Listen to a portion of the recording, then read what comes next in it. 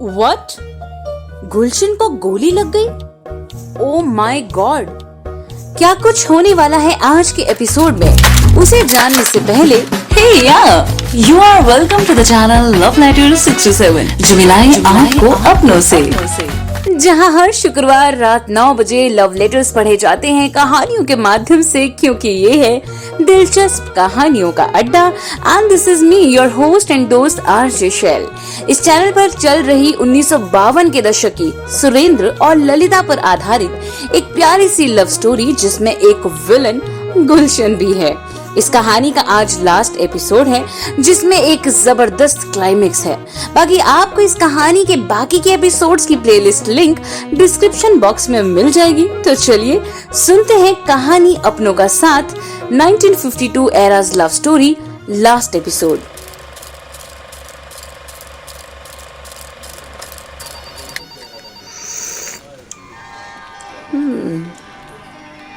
सोच रही हूँ कि आज अपने दिल की बात सुरेंद्र से कह ही दूं, लेकिन कैसे कहूंगी? सुनकर पागल हो जाएगा। लेकिन वो अभी तक आया क्यों नहीं? लगता है ये वही आ गया। हे भगवान, कैसे कहूँ? ये लो, जिसका तुम्हें बेसब्री से इंतजार था। ये क्या है? मेरी शादी का कार्ड है, संजना के साथ। शादी का कार्ड? संजना? 2 दिन से ज्यादा हो गए थे, तो सोचा कि शायद तुम्हारा जवाब ना है। मैं समझ गया, इसलिए मैंने संजना के साथ शादी का मन बना लिया। अब तो खुश हो ना? आपको शादी की ढेर सारी शुभकामनाएं। अच्छा ललिता, शादी में जरूर आना। चलो एक बार फिर से अजनबी बन जाए हम दोनों। देखो कैसे हैरान हो रही है लड़की। प्यार इसे भी मुझसे है, मगर मानती नहीं है। पता नहीं है मुझसे कहना क्यों नहीं चाहती। खैर, अब शायद शादी का कार्ड देखकर कुछ अकला जाए। शादी का कार्ड थमाने के बाद भी सुरेंद्र को ललिता की तरफ से कोई जवाब नहीं मिलता, तो सुरेंद्र का भी दिल टूट सा जाता है और वो दफ्तर में हसन साहब से ललिता के बारे में कुछ पूछताछ करता है। हसन साहब, ललिता कुछ दिनों से ऑफिस नहीं आ रही है। छुट्टियों पर घर गई है क्या? हाँ सुरेंद्र बाबू, लेकिन इस बार हमेशा की छुट्टी लेकर गई है। क्या मतलब? मेरा मतलब इस्तीफा दे दिया है उसने। What? वो अपने गांव चली गई है, अपने पिता के पास। अच्छा सुरेंद्र बाबू, आपको मुबारक हो। ललिता की मेज पर आपकी शादी का कार्ड देखा तो मालूम हुआ कि आप अपनी दोस्त संजना से शादी कर रहे हैं। वाकई आपको भी ऐसा लगता है? जी बिल्कुल, लेकिन एक बात बताऊं, वैसे मुझे आपके लिए ललिता पसंद थी। हाँ, वो डरती नहीं है किसी से, लेकिन मैंने उसे बहुत अच्छे से परखा है। लड़की स्पष्ट बोलने वालों में से है। स्पष्ट ही तो नहीं बोलती हसन साहब। क्या मतलब? आप क्या कह रहे हो सुरेंद्र बाबू? कुछ नहीं, आप मुझे ललिता के गांव का पता दीजिए, मैं उससे मिलकर आऊंगा। जी छोटे सरकार, कुछ तो बात है।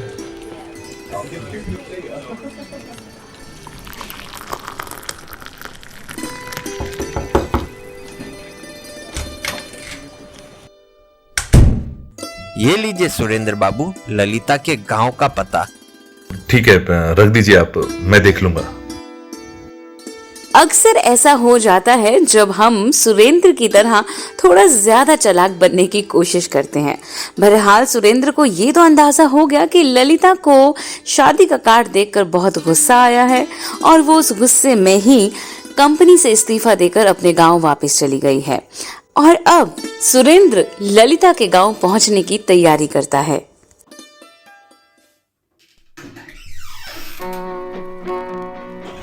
अरे डैड, आप किस सोच में बैठे हो? क्या सोच रहे हो आज? हाँ, बस कुछ नहीं। आज तुम्हारी माँ और तुम्हारे छोटे भाई की याद आ गई। अच्छा, आओ सुरेंद्र बेटा, आओ बैठो। सोचो डैड, मैंने तो अपने भाई को कभी देखा तक नहीं था। मुझे कितनी खुशी थी कि मेरा भी एक भाई आ रहा है। वैसे डैड, आपने कभी कोशिश नहीं की उसे ढूंढने की थी कोशिश, लेकिन कुछ पता नहीं चला। अच्छा छोड़ो, तुम तैयार होकर कहाँ जा रहे हो? वो मैं किसी काम से कुछ दिनों के लिए बाहर जा रहा हूँ डैड, जल्दी आ जाऊंगा। अच्छा, ध्यान से जाना।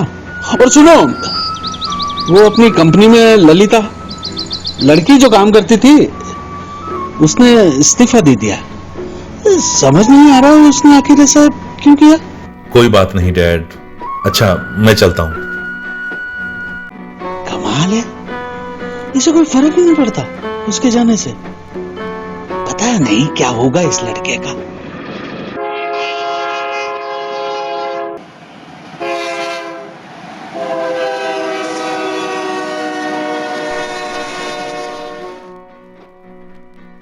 और सुरेंद्र ललिता के गांव मक्कनपुर आखिरकार पहुंच ही गया।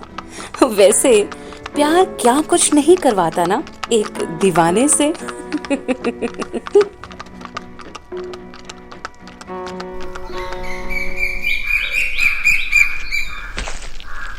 काका, काकी कहाँ है?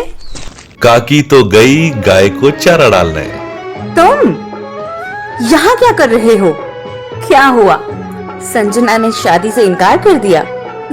नहीं, मैंने इरादा बदल दिया, क्योंकि मेरी शादी की खबर सुनकर तुम्हारा दिल ऐसे टूट गया कि तुमने कंपनी से इस्तीफा दे दिया। और तुम तो जानती हो कि किसी का टूटा हुआ दिल देखकर मुझे कितना बुरा लगता है। क्या मजाक है? तुम्हारी वजह से नहीं आई थी मैं, मुझे बस अपने घर आना था, सो आ गई। वैसे ठीक ही किया। अब अच्छे से मायके में अपना समय गुजार लो, बाद में वक्त नहीं मिलेगा। क्या मतलब? अब जब तक तुम नहीं मानोगी और ये नहीं कहोगी कि तुम भी मुझे पसंद करती हो, मैं कहीं नहीं जाऊंगा। ओह अच्छा, तो फिर यूं करो कि बस यहीं बैठे रहो।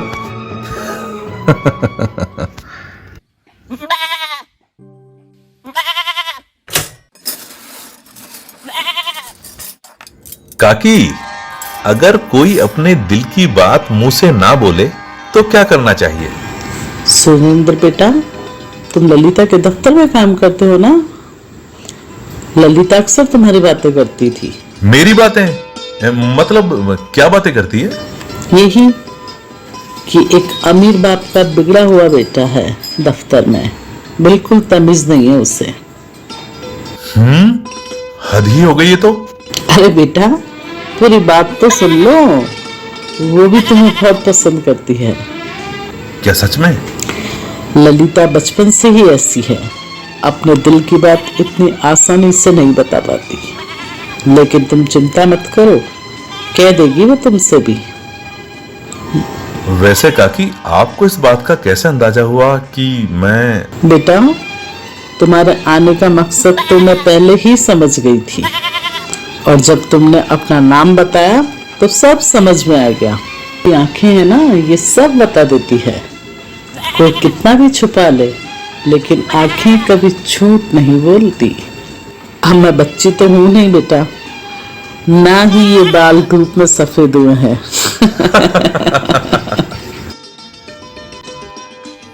और सुरेंद्र कई दिनों से ललिता के गांव में ही रह रहा है। खुद को एकदम से उसने बदल डाला।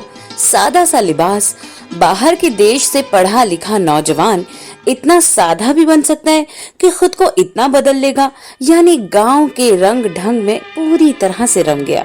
ऐसा अक्सर हो भी जाता है, और ऐसा बदलाव कभी कभी इंसान में आ ही जाता है। लेकिन जब गुलशन को इस बात का पता चलेगा कि सुरेंद्र ललिता के गांव पहुंच गया है, तो फिर वो क्या करेगा, आइए जानते हैं। जाओ और ये काम अभी के अभी करके वापस आओ।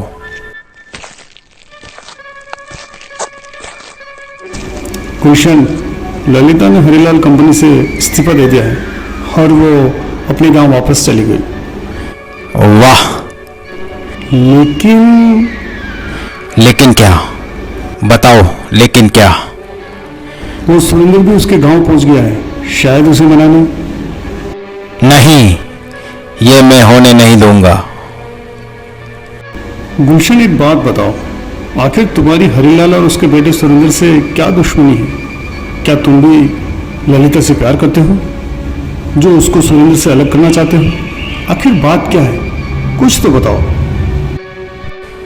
नहीं बिरजू, मैं ललिता से प्यार नहीं करता, मगर ये नहीं चाहता कि वो सुरेंद्र को मिले।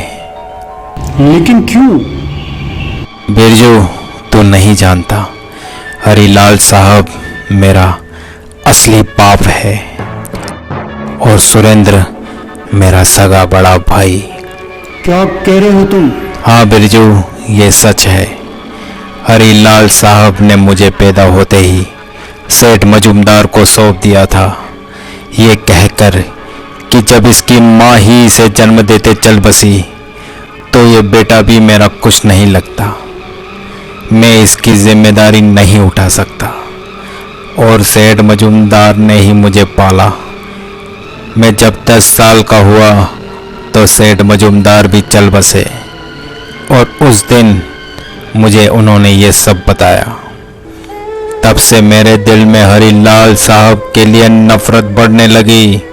सुरेंद्र को हर चीज आसानी से मिलती रही और मुझे इधर उधर के धक्के खाने पड़े।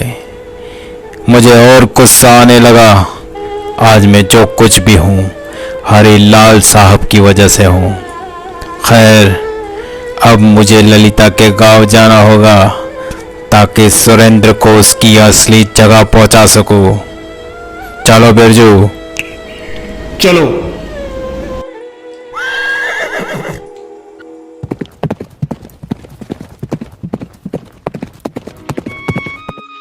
तो तुमने क्या सोचा है?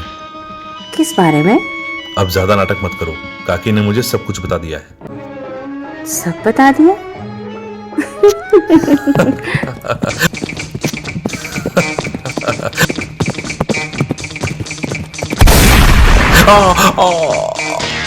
सुरेंद्र, सुरेंद्र,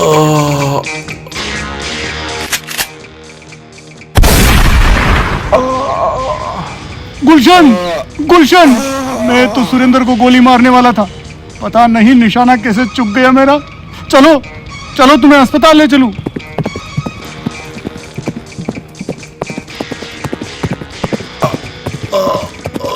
सुरेंद्र, पिताजी, पिताजी यहाँ आइए पिताजी। ललिता, क्या हुआ? क्या हुआ? क्या हुआ? सुरेंद्र को गोली किसने मारी? सुरेंद्र को गोली किसने मारी? पता नहीं पिताजी, मैं देख नहीं पाई। चलो चलो, इसे हॉस्पिटल ले चलते हैं। और यहाँ से आता है कहानी में एक नया ट्विस्ट। गुलशन जिसने सुरेंद्र को गोली मारी और बिरजू भी सुरेंद्र को गोली मारने ही वाला था कि निशाना चूक गया और वो गोली गुलशन को जा लगी। यानी गुलशन और सुरेंद्र दोनों को ही गोली लग जाती है और दोनों ही एक ही अस्पताल में दाखिल होते हैं। किस तरह से होगा हरिलाल का सामना अपने छोटे बेटे गुलशन से, आइए जानते हैं।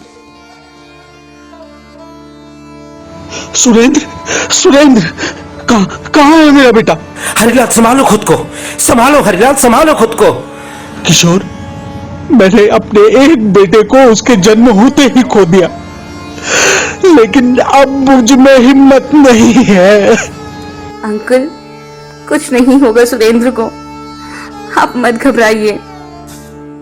मैं डॉक्टर साहब को पूछ के आता हूँ। हाँ हसन। डॉक्टर साहब, क्या रिपोर्ट है? जी, हरिलाल के दोनों बेटों को ही खून की जरूरत है, कृपया आप इंतजाम कर दीजिए। दोनों बेटे? देखिए, वक्त बहुत कम है, हमें जल्द से जल्द ये सब करना होगा। सुरेंद्र, सुरेंद्र, दोनों बेटे?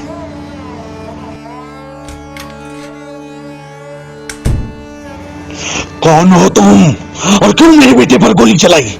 ओह, तो तुम नहीं जानते किस तरह के बाप हो तुम, जो अपने छोटे बेटे को कभी ढूंढा तक नहीं और बड़े बेटे की इतनी फिक्र। गुलशन नाम है मेरा, मैं वही हूँ जिसे तुम सेठ मजुमदार को सौंप कर चले गए थे। मेरी मां नहीं रही तो तुमने मुझे लावारिस बना दिया। क्या मतलब? ये सब तुमसे किसने कहा? तुम मेरे छोटे बेटे हो। हाँ, मैं ही आपका छोटा बेटा हूँ, लेकिन अफसोस तुम मेरे बाप न बन सके। आज मैं जो कुछ भी हूँ सिर्फ और सिर्फ तुम्हारी वजह से हूँ। नहीं नहीं, ये सच नहीं है। मुझे यकीन हो गया है कि तुम मेरे छोटे बेटे हो, लेकिन सेठ मजूमदार ने तुमसे झूठ बोला है। वो तुम्हें खुद उठा कर ले गया था और मुझे भनक तक नहीं होने दी। मुझे शक था, लेकिन सबूत नहीं था। वो भला मुझे क्यों उठा ले जाएगा? क्योंकि वो तुम्हारी मां यानी मेरी पत्नी से शादी करना चाहता था, लेकिन ये हो ना सका। और उसी नफरत की आग में उसने ये सब किया मुझसे बदला लेने के लिए। बेटा, मैं सच कह रहा हूं। पिताजी, मुझे माफ कर दो पिताजी, मुझे कुछ मालूम न था। नहीं नहीं बेटा, इसमें तुम्हारी कोई गलती नहीं। और काफी देर तक ये सारी बातें करने के बाद हरिलाल साहब को ये यकीन हो जाता है कि गुलशन उनका अपना असली बेटा यानी छोटा बेटा है, और गुलशन के दिल से भी नफरत खत्म हो जाती है। और इसी वजह से गुलशन सुरेंद्र से माफी मांगने उसी अस्पताल में भर्ती सुरेंद्र के कमरे में जाता है। मुझे माफ कर दो मेरे भाई, मैंने ही तुम पर गोली चलाई थी। सुरेंद्र, मैं तुम्हें पूरी बात बताता हूँ। बस फिर क्या, हरिलाल साहब ने सुरेंद्र को भी और बाकी सभी को भी गुलशन के बीते कल के बारे में सब कुछ बताया, और सुरेंद्र से उसका क्या रिश्ता है वो भी सारी बातें बताई। और इस तरह से हरिलाल साहब को अपनों का साथ मिल गया, लेकिन अभी इस साथ में कुछ और लोगों का जुड़ना अभी बाकी है। यानी जिस प्यार की शुरुआत झगड़े से हुई थी, वो जिंदगी भर के लिए एक दूसरे से झगड़ने को एक रिश्ते में बन जाएंगे। हमारा मतलब है ललिता और सुरेंद्र की शादी का दिन आ ही गया, यानी ये लव स्टोरी कंप्लीट ही होने वाली है कुछ ही लम्हों में। आज मुझे एहसास हो गया कि अपनों का साथ कितना जरूरी है। अपनों का साथ हो तभी एक परिवार बनता है, और एक का भी अगर साथ छूट जाए तो गलत फहमियां जिंदगी भर साथ नहीं छोड़ती। आज मैं भी बहुत खुश हूँ। आखिर हम दोनों की दोस्ती रिश्तेदारी में जो बदल रही है। क्यों? मैंने ठीक कहा था ना हरिलाल साहब, सब ठीक हो जाएगा। हाँ हाँ, तुम बिल्कुल ठीक ही कहते थे। हाँ हाँ, तुम बिल्कुल सही कहते थे भाई, बिल्कुल सही कहते थे।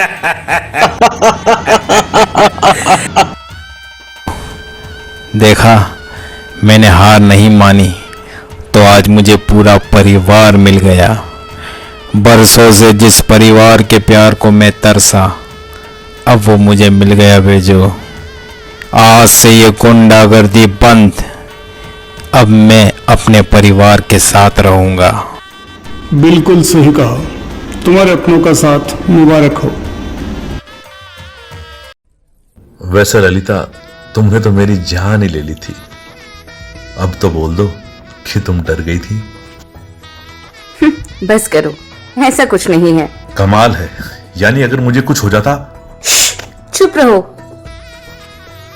हाँ, मुझे भी तुमसे प्यार है। ओहो,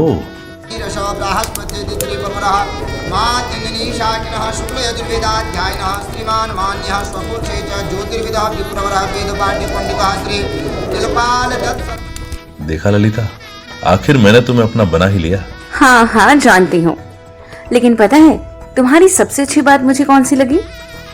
कि जब मैंने एक लंदन से आए साहब को गांव के लिबास में ढलते हुए देखा, तुम बिल्कुल आम से इंसान बन गए थे सुरेंद्र। मैं ऐसा ही हूं, या यूं कहो कि तुमने मुझे बना दिया। खुश रहो, तुम दोनों की जोड़ी सदा सलामत रहे। सुरेंद्र बेटा, ललिता का बहुत अच्छे से ध्यान रखना। जी काकी, अब आप चिंता मत कीजिए, अब ललिता मेरी है। और इस तरह से आपके सहयोग से ये प्रेम कहानी भी संपूर्ण हुई। जिस तरह से अपनी जिंदगी में बहुत से ऐसे अलग अलग एपिसोड्स होते हैं ना, उसी तरह इस कहानी के भी एपिसोड्स हैं जिसका लिंक आपको डिस्क्रिप्शन बॉक्स में मिल जाएगा। दोस्तों, जिंदगी में चाहे आप कोई भी मुकाम हासिल कर लो, लेकिन उस मुकाम का मजा, उस मुकाम का आनंद अपनों के साथ ही आता है, ये याद रखिएगा। बाकी अब हमें इजाजत दीजिए, जल्द ही लौटेंगे हम एक नई कहानी के साथ, लेकिन इस कहानी में हमारे एक्टर्स ने जो साथ निभाया है उसके लिए I will always be grateful. चलिए जी, अपना ख्याल रखिएगा and yes, don't forget to subscribe this channel. Sayonara.